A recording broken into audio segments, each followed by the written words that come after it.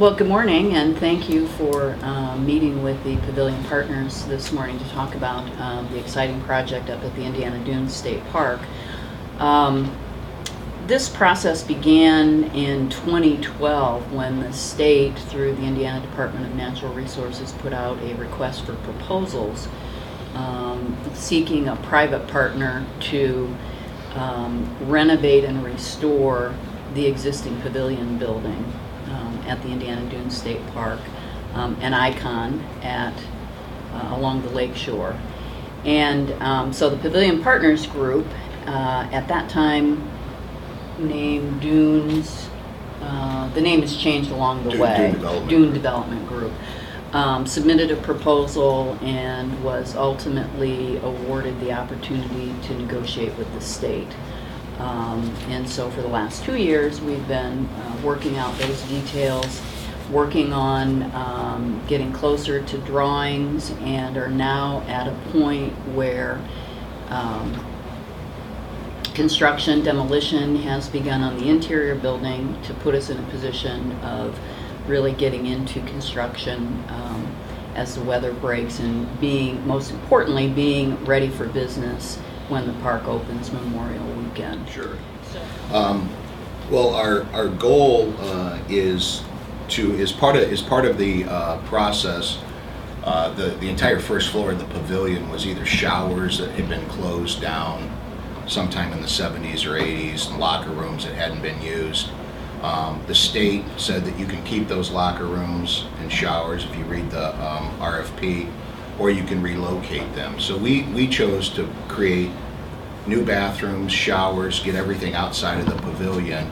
Now we'll have family dressing rooms, showers, lockers, amenities that have never been at the park will be right there on the west side of the pavilion, so that people will be up, should we go in there, lock the door, change their clothes, shower up from the beach. And so that would open up the pavilion for the first floor to have two areas. One area would be a restaurant, which is going to feature more burgers, pizza, family style on the first floor, and then the south end of it will be a gallery, which will kind of tell the history of the dunes.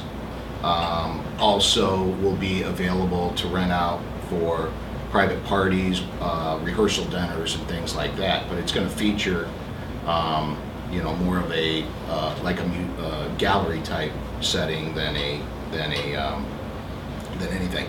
The footprint of the pavilion is approximately 10,000 square feet.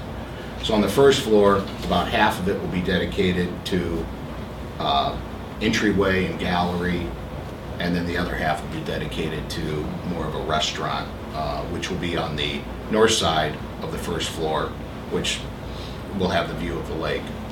And we are actually bringing the windows and everything on the front of the building back to the original facade. It's pretty incredible. They're hand-drawn, and they had them down in Indianapolis, and so we've copied them, and we'll probably see them in the gallery. So, and on the second floor, there'll be two elevators that will service the building. Right now, there's only a freight elevator.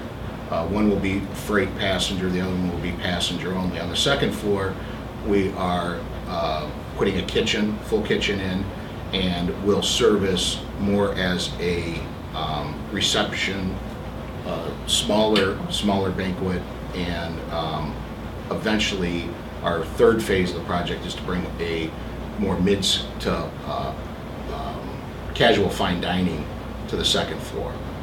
And then if you keep going up, this is the coolest part of the project, I think, will be a whole rooftop experience that will have seat about 200 people.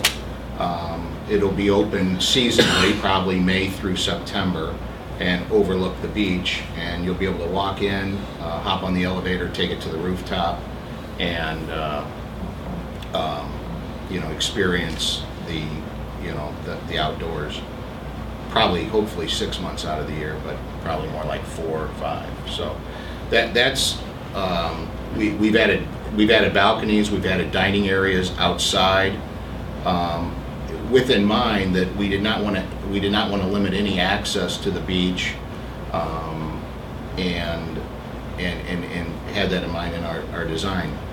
To the east of the building, we are building a banquet facility which attaches to the pavilion, which will service weddings and receptions and things like that. That's what we're calling phase 2. We've got the approvals, but we're going forward with, we're going to wait until the beach season is done to actually start construction on that part. The original design when we were working with the state was to put that right next to.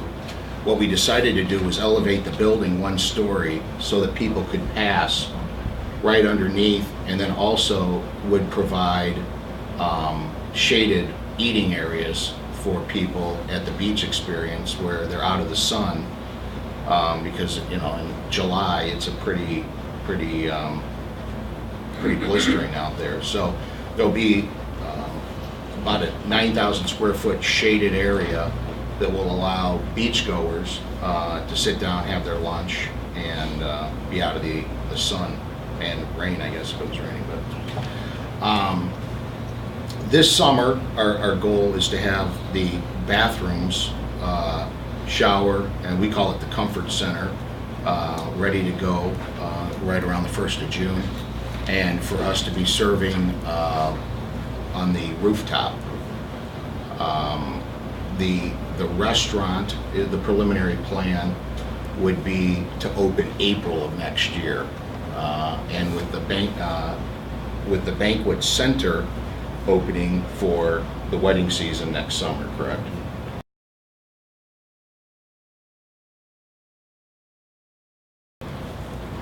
You're getting a lot of pushback from environmentalists and so forth.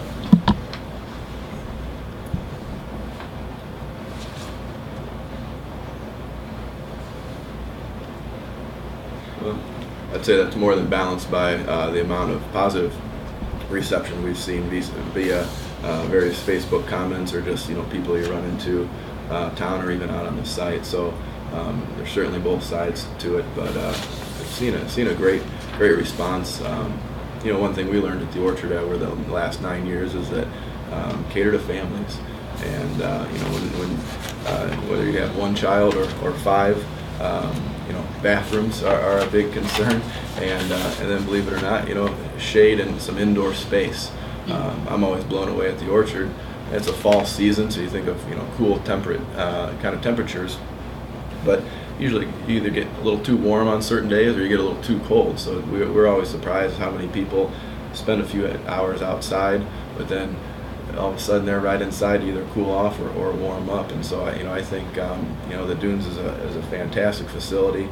Been there many times with my families, but then when it's time for potty break or someone gets a little too warm and needs a little shade, those are some of the things that we're lacking at that facility. And so those are things we always focus.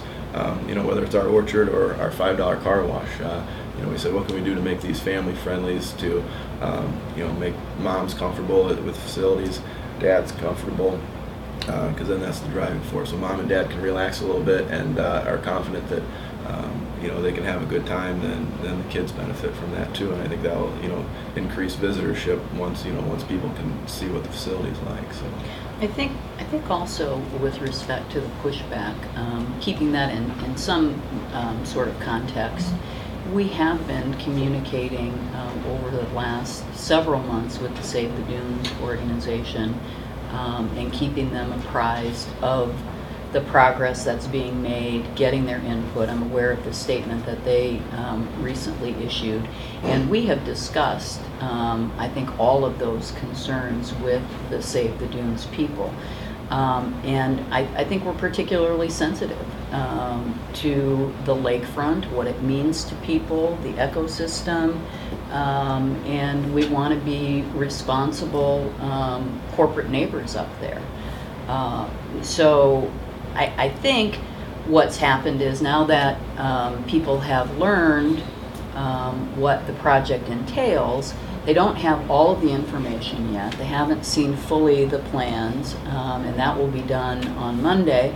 And hopefully after that, people will have a better appreciation for what the project is really about, and how responsibly these developers are trying to put together something that's really going to be an asset. And as Ryan said, the overwhelming response has been very, very positive. Because right now, 95% of the visitors are crammed in between Memorial Day and Labor Day. And what we want to do is stretch that window. And we're not going to try to compete with the 12,000 people that want to go to the beach at 2 o'clock in the afternoon on a hot July day. But nor would you probably want to have your reception at 2 o'clock in the afternoon on a beach on a hot July day. You'd probably rather have a 6:30, 7 o'clock reception. So our contract doesn't allow for weddings specifically between those times to start between 6 o'clock because of that. Nor would. Grown up in this area for 36 years, and it wasn't until 6 weeks ago I went out there, saw this impressive sledding hill, and my kids are always wanting to know where can we go sledding, and there's 5 cars out there, and you think, well, if there's a small food offering, if there's some more amenities that could encourage more folks out there. That's the best sledding hill I've ever seen, other than going up to It's too tall, though. Boyne Mountain. Gotta be brave. Gotta be brave. But no, so that's expanding the season and bringing more visitors out on the non-peak times is definitely a focus. Yeah, exactly. When you're really looking at almost 2 different sets of beach users, where up until 5:30 or 6 o'clock it's very family oriented, and then people who are coming to watch the sunset may not be entire families. So you kind of have one group clearing out and another probably smaller group coming in to enjoy the sunsets. Our goal, we wanted to open this summer, Okay. but things just, there's a lot of things. There's not a window that's made that you can put in that building. So I mean, every particular aspect, it is a historic. I don't believe it's on the National Historic Monument, but because of its age and being a state-owned building, we had to go through the Historic Preservation Commission in Indianapolis, and so there are some time things that just take time that you can't rush. I would think after we're up and operating, it's going to take us a full year to get the place open. So it could take us a year or 2 after that to be able to be in a position that's in. Some of that is just dependent on how well Ryan's operation does do it booking banquets. I mean, a lot of these things, but I think we're probably 2 to 3 years out. I think bringing people to a place where you create an economy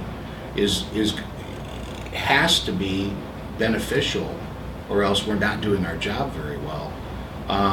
For example, I would think the number of people that buy annual passes for the parks should go up. We've consulted with them on coming up with some type of card where if people come so many times, we could buy them a park pass, so that people could come in and out whatever they want. So I think there's a lot of things that this opportunity is going to afford to make this park and this whole area a lot more sustainable. So